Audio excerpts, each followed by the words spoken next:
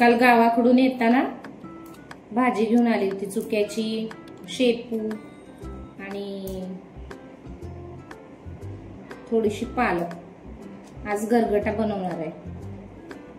गावाकडे सारखी गावाच्या भाजीला जशी टेस्ट आहे ना तशी इथं एवढा टेस्ट नाही इथल्या भाजीला. आणि चुका तर मिळतच नाही इथं. फक्त कधी गरगटा खावासा वाटला तर फक्त पालकच्या भाजीचाच, कारण चुका फक्त गावाकडेच मिळतो, इकडे मिळत नाही.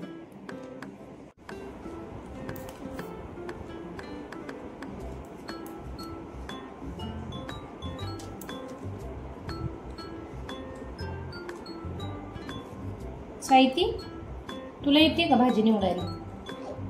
निवडणार तू? ते मध्ये मिक्स करू नको सगळं. मी निवडलेले एका बाजूला मिक्स करू नको ना, हे वेगळंच ठेवायचं.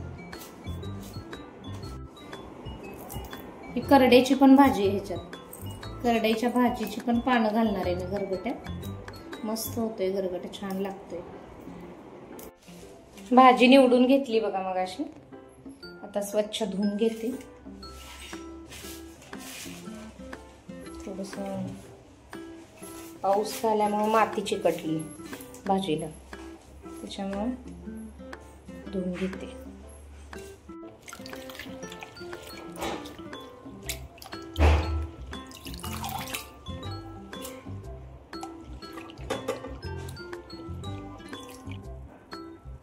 हरभऱ्याची डाळ पण घालणार आहे मी. स्वच्छ धुवून घेते आता 2-3 वेळा.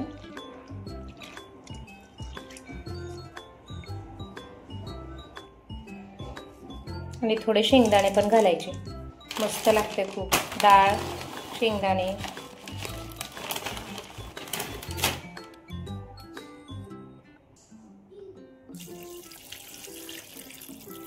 पाणी थोडंसंच घालायचं, बुडल एवढं. जास्त पाणी घातलं की जास्त पाणी लागत नाही गरगट्याची भाजी शिजायला. डाळीमुळे आता त्याला 3 शिट्ट्या घेऊन देणार मी. आता ह्याची मी मिक्सरला थोडंसं अर्ध पेस्ट करून घेणार. लसूण आणि हिरव्या मिरच्या बारीक करून घ्यायच्या गरगट्याच्या भाजीसाठी. इकडे मिरची आणि लसणाची पेस्ट तयार आहे. आता गरगटा शिजू घातला होता, शिजवून घ्यायचा. आता गरगट्याला फोडणी देणार आहे मी. आता तेल गरम,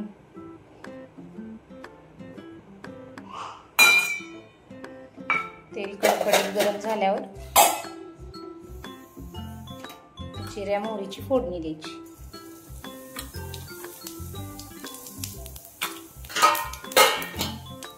आणि ते बारीक केलेलं वाटण तेलात मिरची, लसूण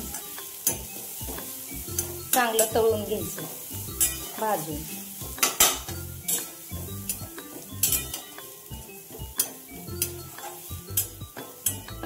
मस्त लागते, छान.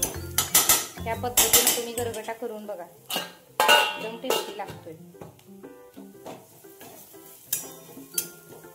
आता छान भाजले. आपण आता ह्याच्यात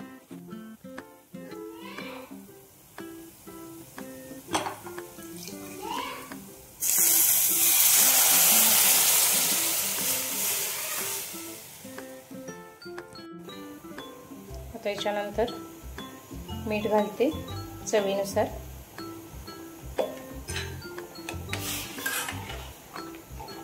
असं सुंदर, जास्त पातळ पण नाही करायचा, जास्त घट्ट पण नाही करायचा, असा मीडियमच, तुम्हाला जसं आवडेल तसा. खूप छान मस्त लागतोय. थोडा वेळ उकळी येऊ द्यायची, 5 मिनिट ठेवायचा.